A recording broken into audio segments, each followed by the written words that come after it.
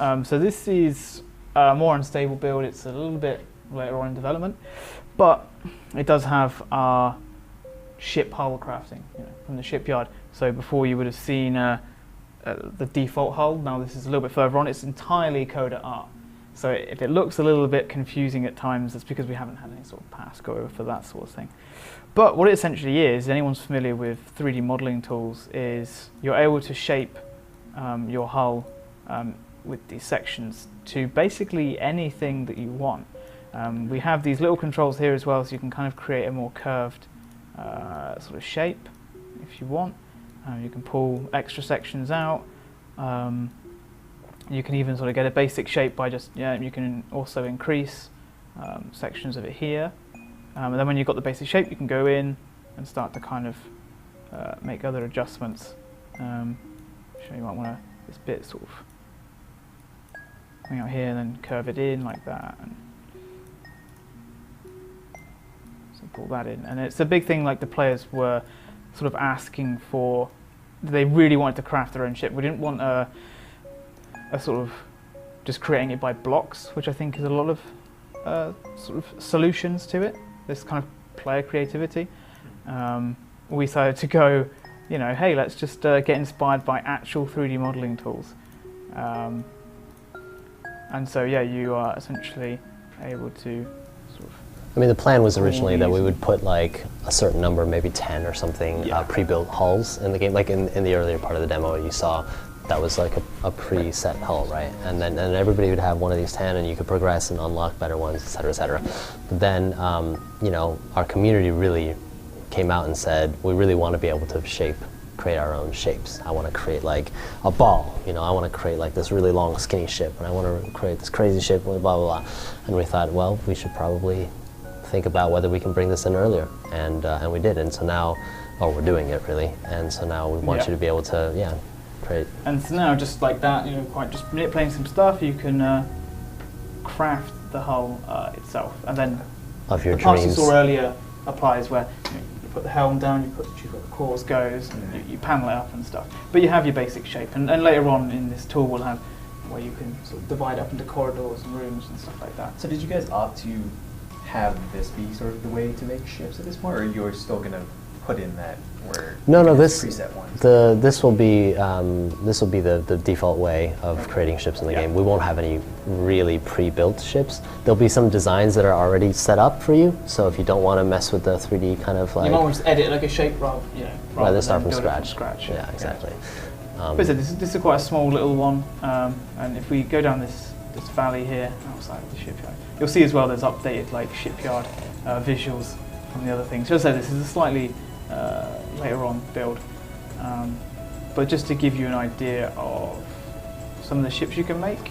Now again, because we are in alpha, the ships are looking pretty monochrome. We don't have the ship parts with sort of like completely final art.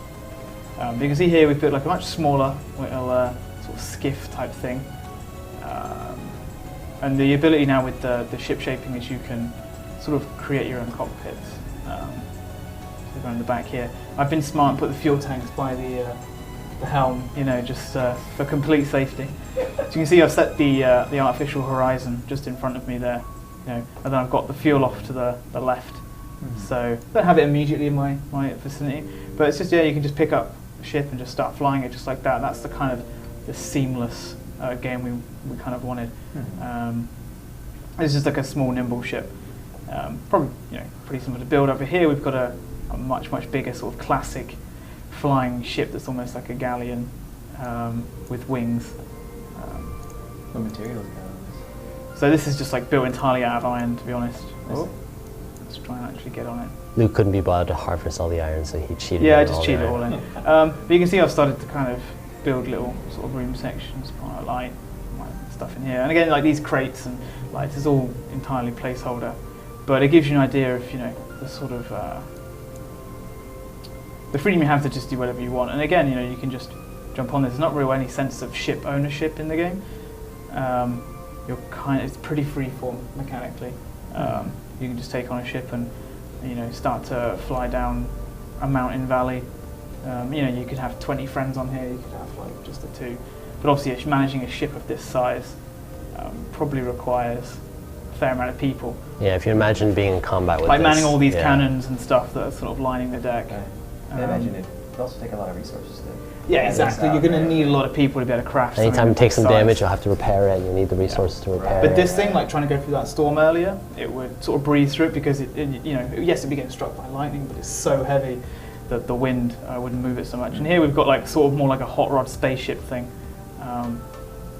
Not really sure what's going on here, but I was just kind of playing around with different shapes and sort of going a bit sort of and this is more unusual.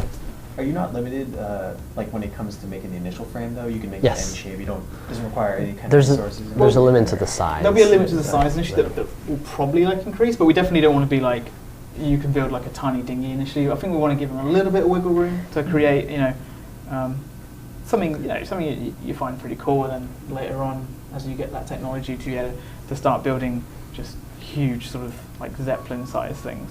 You'll be able to find better schematics to improve your shipyard to be able to build bigger ships, right? And that's one other track of progression. Were you trying to What go? the other one was. This brings up a good point. Like this is the kind of thing that again the community brought up, right? And internally we weren't sure if we wanted to do it earlier rather than later, and the community really made us realize that we should do this earlier. And that's kind of one of those things where, this is now the generation of players that's grown up with Minecraft and Kerbal Space Program and all these things. They're not really satisfied with the traditional way of doing things in MMOs, particularly online games, which have been somewhat stale, right? They follow a very formulaic, very successful, very fun, but also in some ways very formulaic, way of doing things. And you can't imagine that kind of kid who's grown up playing Kerbal Space Program to be okay with, all right, this is like, you're set this, and you slot in or whatever a few things, but this is the shit that you have, right? They want to be able to make their own thing. They want to add some shapes and make it sleek and do whatever and express themselves through their designs.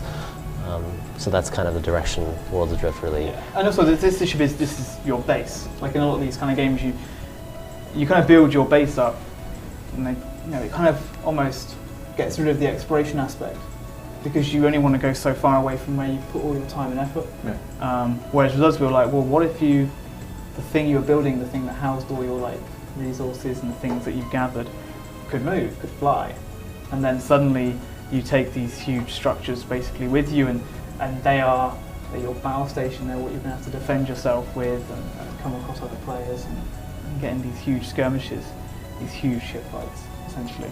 I mean, for me, the initial draw for the idea of the game was always like, I like the collaborative aspect of building something with my friends, and building a castle, doing all this stuff, right? A lot of games have that. But again, like Luke said, you can't take that with you. It's stationary, and so you got to go further and further to gather resources or find things, and it's kind of like, there's something that doesn't quite work about that. Whereas this is like, we're building a thing together, it's our base, we can, literally every part of it we built ourselves, right? From the frame, to the panels, to the protection stuff, to the engines, to the fuel tanks, and even down to the instruments. We literally place the instruments individually wherever we want, so that when you're flying it, you build your own UI, essentially, right? The in-world UI.